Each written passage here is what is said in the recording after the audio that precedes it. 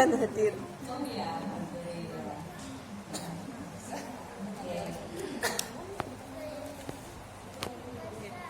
Kira-kira apa yang dibayangkan dengan tema ini? Ibu-ibu semuanya, apa yang dibayangkan dari tema ini apa ya? Keteladanan seorang ayah. Apa? Keteladanan seorang ayah. Keteladanan ayah, peran ayah dalam membantu mengasuh. Terus menjawab seorang ayah, tanggung jawab seorang ayah. tanggung jawab seorang ayah. Ini aslinya nggak ada gitu. Momong Bu. Momong. Oh, kalian mau aku gantian ngomong? Iya. Oh, gitu ya. Ini berarti sudah berperan nih kan? Iya. Baik, kita lanjutkan dulu. Sekarang kita mau berbagi pengalaman ya.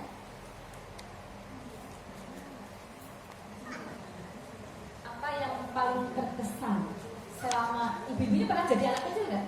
Iya. Pernah jadi anak kan? Iya. Sampai sekarang jadi anak? Ya. Ya. Kita kan jadi anak terus jadi ibu ya kan? Ya. Apa yang paling berkesan dari bapaknya ibunya? Bapaknya masing-masing. Ya, jawab. Dulu saya paling menyari ibu dimarahin dia pagi, terus diantar ke sekolah sama bapak. Pagi-pagi jam 5 itu waktu sos, waktu pengalaman berangkat pagi sekali itu jam 5 sama bapak itu diantar jam 5 terus sholat subuh. Bapak lama sampai kedinginan sampai ya Allah, mbak ternyata pengorbanannya gitu aja. Wah, saya bangga nggak sama saya. Siapa yang mau saya dengar?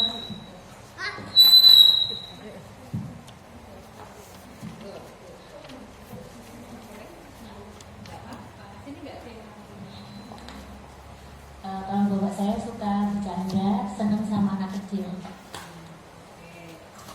Iya,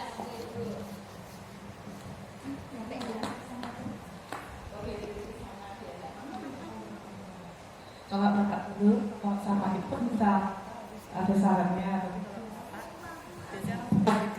Karena kalau malam biasanya di waktu kecil suka bercerita, jadi banyak pengalaman sih sebenarnya. Dan kalau punya anak ceritanya banyak, itu sama saya.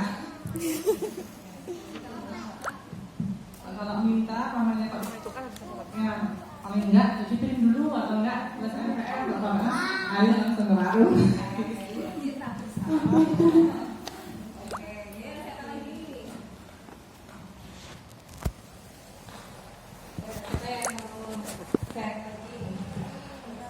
Nah, sekarang yang terkesan dari ibunya ibu ini, apa yang ibu kesankan sampai sekarang? Ibu itu orangnya sabar. Ketika anaknya lagi ngambek, banyak permintaan, banyak rengekan, itu sabarnya luar biasa. Kemudian ketika bapaknya juga banyak permintaan ini itu, minta banyak bantuan, tetap bisa membantu. Jadi kayak apa ya, sedikit tidurnya. Jadi kadang ketika dulu saya masih kerja, masih belum berkeluarga, itu jam kerja saya sampai jam 10 malam, jam 11 malam itu masih tetap menunggu saya sampai pulang, terus nyiapin air panas kayak gitu. Terus ketika saya berangkat pagi jam 5 sebelum subuh itu sudah disiapin makan, sudah siap. Ibu itu ya? Iya. Luar biasa. Tepuk tangan. Ya, monggo coba dibuka dulu. Siapa yang mau cerita tentang ibunya? Kalau ibu yang paling berkesan yang masih sama ya, sabar. Ya. Apalagi saya dari kecil kan ibu LDR sama bapak, jadi bapak hanya weekend di rumah. Jadi emang walaupun ibu kerja tapi ya seperti nggak berkurang peran apapun merasakan Ibunya bekerja, kerja tapi juga sudah ditinggal bapaknya. Iya, Itu bapak kan perhatian. ngajar di Semarang. Iya. Ya, jadi di rumah tuh hanya Sabtu Minggu sudah dari saya kecil. Tapi emang yang nggak merasa kekurangan juga, jadi tetap full kasih sayang juga. Jadi emang sosok yang luar biasa gitu. Di pekerjaan juga sukses, di keluarga juga sangat sabar. Sampai ke cucu-cucunya juga yang paling telaten dia utinya. Luar biasa. Bapak itu kan walaupun LDR tapi waktu saya balita itu masih di rumah, jadi saya S2 kan. Jadi seperti mungkin nggak kekurangan karena dari kecilnya udah deket banget, sering diajak jalan-jalan, naik beca, alun-alun gitu, minum doa. Jadi banyak kesan-kesan yang baik. Walaupun setelah saya SD itu kerja di Semarang gitu ya, tapi karena mungkin waktu balitanya kedekatannya sudah banget ya. Jadi ngomong anak tuh udah biasa dari saya kecil, jadi ya nggak merasa juga kekurangan sosok bapak. Ya kalau bapak sih lebih protektif ya karena saya anak tunggal gitu, jadi overprotective mungkin ya. Ya, terima kasih sharingnya luar biasa keterangan ya. Oke, ini semuanya bagus-bagus kita. Ada yang lain? Versi yang lain?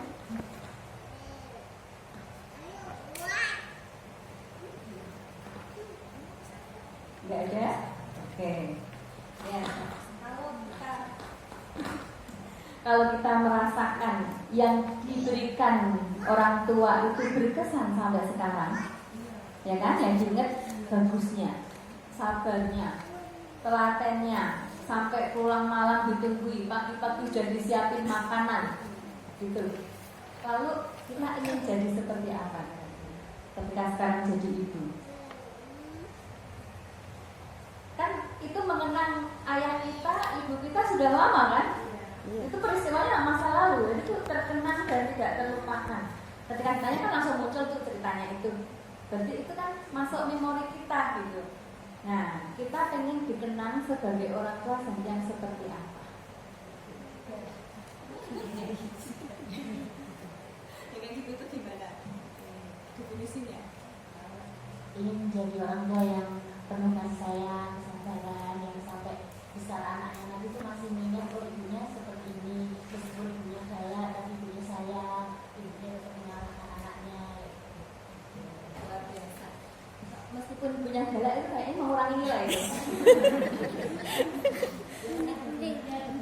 Oh, gitu ya.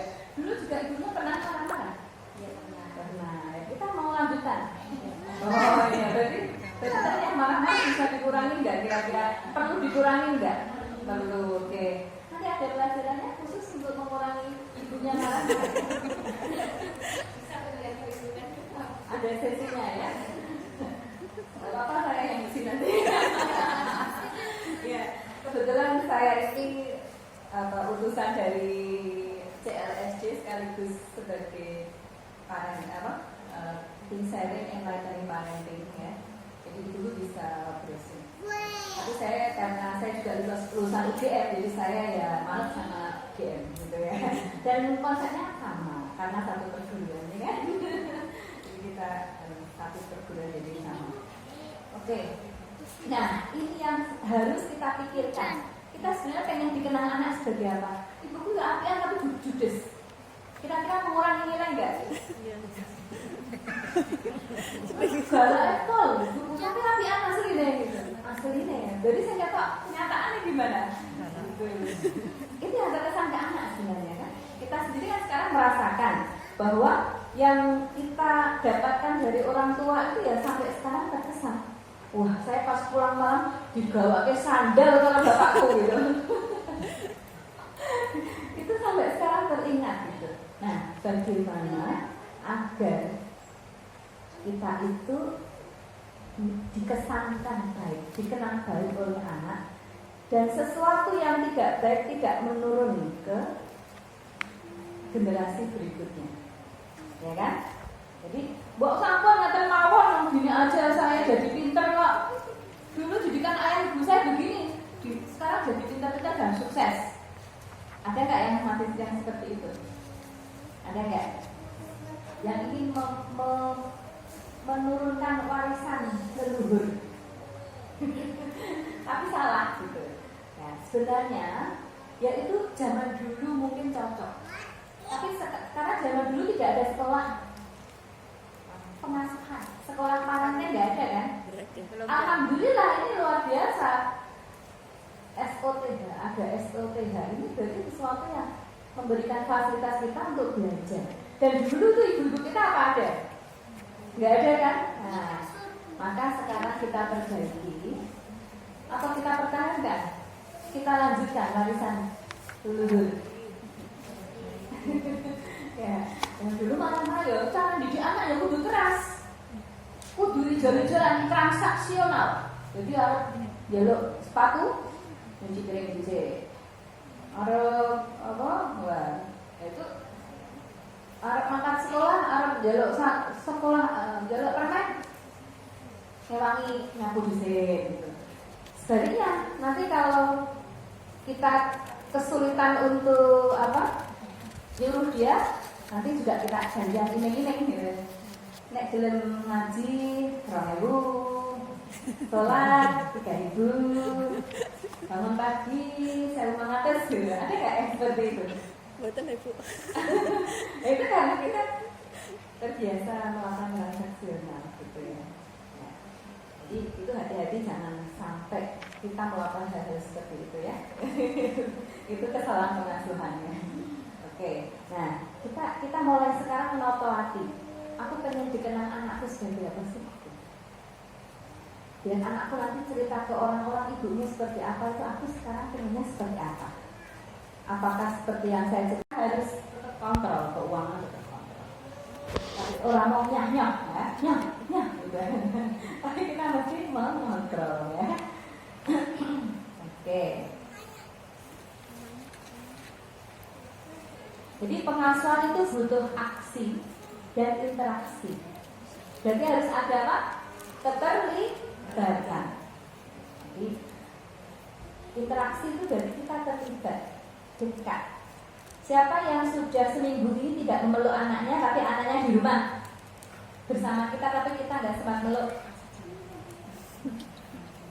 Ada nggak? Siapa tahu ada yang lupa saking sibuknya, gitu loh.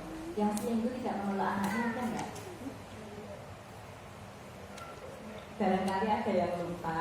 Mari kita ingatkan kembali, nanti pulang dipanggil anaknya video peluk gitu ya. Ya, karena ini penting ya. Jadi di dalam proses pengasuhan itu harus ada aksi. Aksi itu berarti kata kerja ya. Kita melakukan sesuatu, meningkatkan sesuatu dari yang biasanya kita cuekin jadi kita perhatikan. Yang biasanya kita masuk kamar masing-masing dengan aktivitas masing-masing, ya kita kunjungi kamarnya. Itu ada aksinya. Ya. Interaksi ya, keterlibatan orang tua ya. Jadi memang harus ada sentuhan fisik gitu, gak apa-apa kalau anak kecil ya. Sering-sering dipeluk itu dia nyaman. Ya. Oke. Ini gak dijelaskan ya ini? Pernah. Sudah ya? Coba kalau dukungan dan kehangatan orang tua tinggi, kendali orang tua tinggi, jadinya apa? Demokratis. Anaknya demokratis. Demokratis cirinya gimana? Ceria, terus bisa mengendalikan diri, ya. Ceria, gembiranya tapi terkendali gitu ya. Berorientasi pada prestasi, ya kayak itu ya. Kemudian tapi prestasinya bagus gitu. Kalau dukungan dan kehangatan orang tua rendah, dicueki gitu ya. Tapi kendali orang tua tinggi. Apa oleh? Pak aku izin ya Pak, nanti mau belajar oleh. Jo, nerima wae gitu. Kira-kira anaknya jadi apa tuh? Tidak semangat. Tidak bahagia, takut, cemas. Mau maju itu cemas. Sehingga kalau di kelas, siapa yang berani maju ke depan, tuh dia gini. Suwe-suwe kudu pipis dulu kelas itu. Soalnya nanti dosennya datang gini, kamu maju gitu langsung. Langsung dia nanti malah berpipis. Kalau sekarang dukungan orang tua tinggi, tapi kendali orang tuanya rendah, nggak imbang, bagaimana?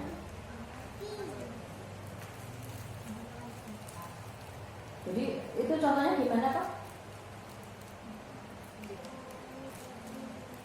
Dituruti Pak, bodoh yuk. Terus, orang tua tidak mengendalikan itu tadi uang tuh apa? 1 juta ya Pak? Oke, rangkul dia, saat ini adikmu itu tangki cintanya kosong. Ya. Kalau tangki cinta kosong, dia cari ngisi tangki cinta di mana? Di pakelan ini. Hati-hati Bu, bojone. Nah, tangki cintanya kosong apa gitu kan ya. Ya, jadi suami hubungan suami istri itu sangat berpengaruh pada kepengasuhan. Jadi beresin dulu hubungan dengan suami. Kalau ingin anak kita baik berprestasi, ya. Hubungan suami istri itu sangat berpengaruh pada kepengasuhan. Kamu karo bojone, anaknya jadi senene kan gak wani ngomong karo bojone. Senene anak, bojone gak ngerti apa-apa, lagi pelampiasan gitu ya. Ya. Jadi disinilah pentingnya keeratan dalam keluarga. Saling mengisi tangki cinta. Untuk ibu, nggak apa-apa ya. Mana-mana. Ya, mengisi tangki cinta itu kita harus jaim atau kita yang agresif, Bu? Sekalian. Bener ya dong, pengasuhan suami ini kok ayah ibunya harus digandani sih. Kira-kira yang kita perlu agresif atau menunggu? Kendal terang baik. Agresifnya gimana? Ya, gimana maksudnya?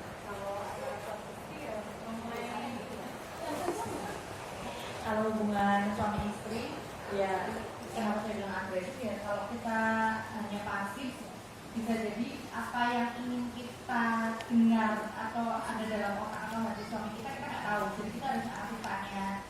Hari ini di kantor makan aja Pak, kok pulang itu kelihatan mukanya masem, apa kalau tumben pulang anaknya nggak bisa apa, gitu bisa kita tanya itu. Jadi tadi ngapain Pak? Kok tumben pulangnya sore? Mau bikin ini tuh enggak? Agresifnya seperti itu Pak. Oh, yang agresifnya lain. Oke. Kok telat Pak? Yang dia beda kan ya?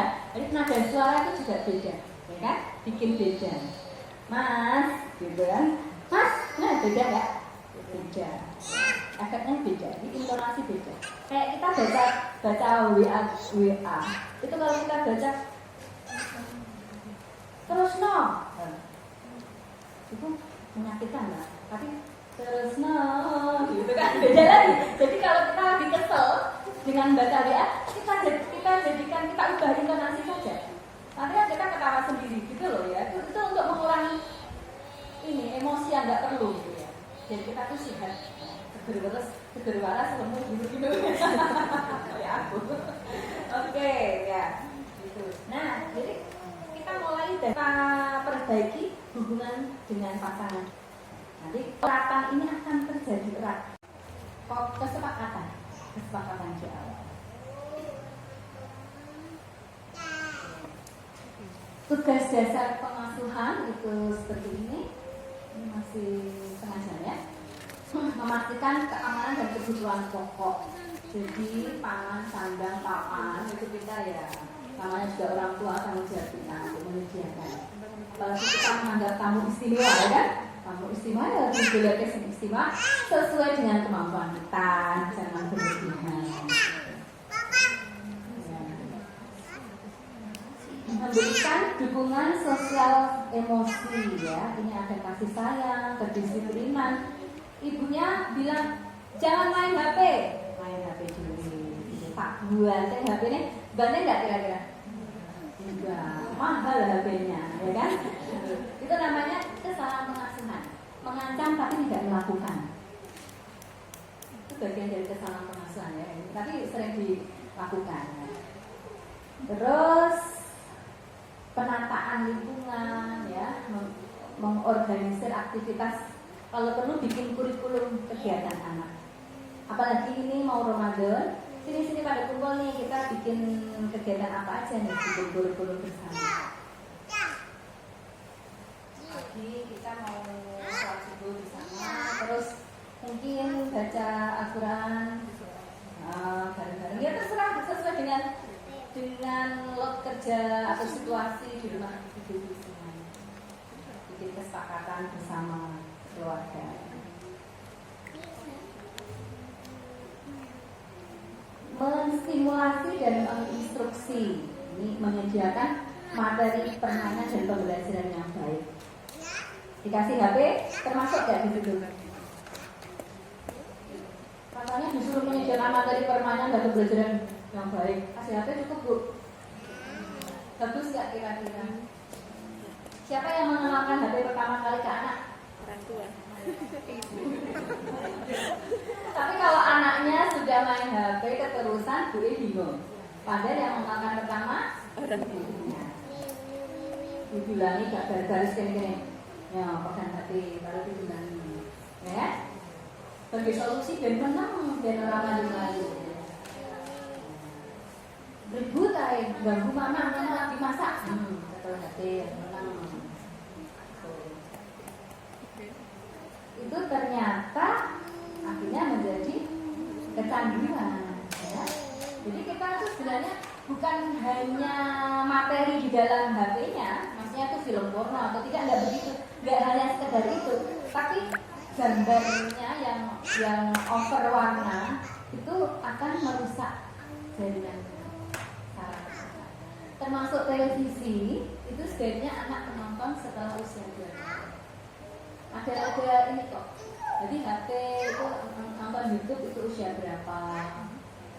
Itu ada usia-usianya, jadi nggak boleh.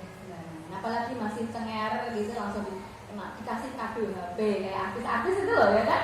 Nah, baru ulang tahun setengah bulan langsung kasih HP.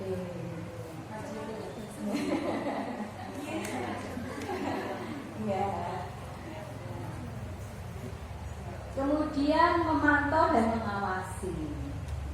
Jadi ini tugasnya ayah dan ibu adalah memantau, mengawasi, ya. Ini sifatnya menjaga, mengetahui anak itu main sama siapa sih, bener nggak pergaulannya, ngapain aja kalau di luar.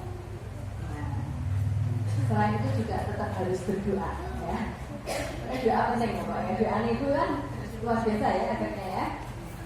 Kemudian menyediakan keterhubungan sosial. Ini menghubungkan dengan keluarga dan teman. Ini penting banget ya. Karena banyak cerita anak itu tidak dikenalkan sama pak leknya, sepupunya, budenya. Ternyata ketika ayahnya meninggal, bingung harus minta tolong siapa. Ini benar-benar terjadi, gitu ya. Jadi anaknya akhirnya sampai rumah nggak bisa dibuka. Semua tetangga kumpul, ini rumah harus diapakan, didobrak, diapakan. Karena anaknya itu tidak bisa, nggak ada solusi, harus menghubungi siapa. Jadi nggak dikenalkan sama saudara-saudara. Jadi kalau saya masukkan ke grup, ini nomornya Pak D, boleh ini Kak. Kalau ada sesuatu ini bunyi. Harus dilatih seperti itu. Latihannya bisa dengan cara lain. Misalnya ini minta tolong, nah ini tolong kirim ke Bude, anterin ke Bude ya dari mama. Gitu. Kira-kira ada keterhubungan nggak dengan keluarga? Gampang kok Angel?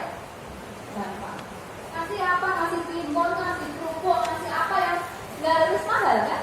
Gitu. Ya sebisanya kita seadanya di kita apa? Tolong kasihkan ke Pak D, Bude, Bule. Itu salah satu cara untuk mendekatkan dengan keluarga. Ya. Begitu juga dengan teman-teman kita, tetangga kita. Oh, biasa ke sana ini ada kue. Gitu. Itu salah satu caranya. Ya. Terus kalau perlu apa-apa suruh ngomong sendiri dengan mereka. Jadi kita hanya memfasilitasi yang perlu saja. Jangan kita nanti kita yang ngomongin ini anakku perlu tugas mengerjakan tugas ini. Kita yang ngomong, jangan biar mereka ya.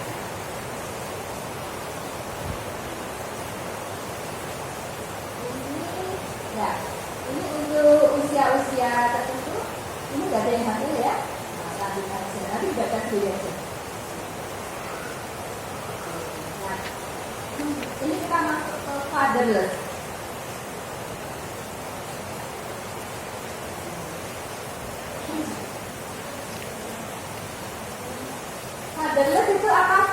Fatherless adalah yang disebut dengan father apa father? Ayah. Ayah. Fatherless kalau ada lessnya Kehilangan tanpa ayah tidak berarti bapaknya meninggal atau tidak ada di tempat, tapi ayahnya ada, tapi tidak berperan. Itu namanya fatherless. Oke, kita sekarang dengarkan ini. Suaranya kira-kira masuk nggak? Hujan ya? Turut campur dalam proses keterlibatan dengan anak, yang paling minimal ya antar anak sekolah, di situ ya juga tuh saya nggak mau gitu ya. Tapi ada yang mengatakan kalau saya enggak, jadi nggak mau, benar-benar nggak mau gitu.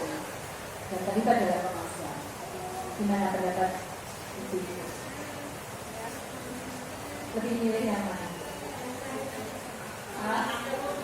Ya iyalah, kita soalnya wanita ya kan, pengennya ya mau dibantu ya kan. Di sini saya nggak ada laki-laki, jadi nggak ada yang kerasa gitu ya. Kalau itu kan harapan kita, ya, harapan. Tapi kalau tidak terjadi, ya nggak apa-apa ya, berarti urusan kita, tanggung jawab kita. Ya. Nah, caranya, ya itu tadi Bu, isi tangki cintanya itu tadi loh. Mas, boyong mantap mas, iya. Terus kamu tak pijeti bareng cikiring. Kenal? Kenal, tak cinta, tak cinta telur. Enggak apa-apa, seperti itu enggak apa-apa, ya. Jadi emang suaminya tuh mulai gitu. Habis itu enggak dipenuhi ya. Paling suaminya paling kayak gini aja. Jadi mau menyimak telur ini kan. Oke ya. Ya, coba nanti kalau di rumah jadilah detektif perbaikan suami. Coba dicari seminggu saja. Adakah perilaku yang menunjukkan bahwa suami ibu itu tidak seperti yang kita anggap, kita labelkan tadi, anak mama. Ya, coba seminggu. Nanti kalau ada, kita berikan apresiasi. Ya, ternyata aku selama ini salah ya. Ternyata kamu ada satu hal yang itu luar biasa yang aku tidak pernah mengapresiasi. Wah, tak curi. Jadi kita sendiri harus mengubah labeling kita. Itu melabeli tipe. Di dalam psikologi sudah tidak lagi zamannya mentipe-tipekan ya. Karena manusia itu dinamis. Tidak selamanya yang introvert terus gitu. Kan itu penelitian tahun silam masih begitu. Tapi tahun yang baru manusia itu dinamis ya. Berubah setiap saat, setiap ada ini berubah. Kita sendiri jangan mentipe-tipekan, karena mentipe-tipekan artinya membelenggu. Ya, limiting dulu. Artinya membuat kita jadi tidak bisa beranjak gitu. Ya bapakmu ya kalau ngomongin. Nah, gitu. Nah, nanti kalau udah ketemu satu aja. Nanti kan juga akan menunjukkan hal-hal lain yang tidak menunjukkan pengalaman. Tapi kalau kita lihatnya negatif terus tuh kan kayak gitu lagi, sedino itu ketemu kayak gitu. Karena kita tidak lihat sisi positif. Nah, PR coba ditulis. Jadi kalau ibu kerso ya, bikin diary itu isinya kebersyukuran. Alhamdulillah, suamiku hari ini mau ngulek sambel. Nah, gitu. Nah, ternyata dia mau membantuku. Makasih ya sayangku. Pokoknya bikin paragraf. Jangan ngesulit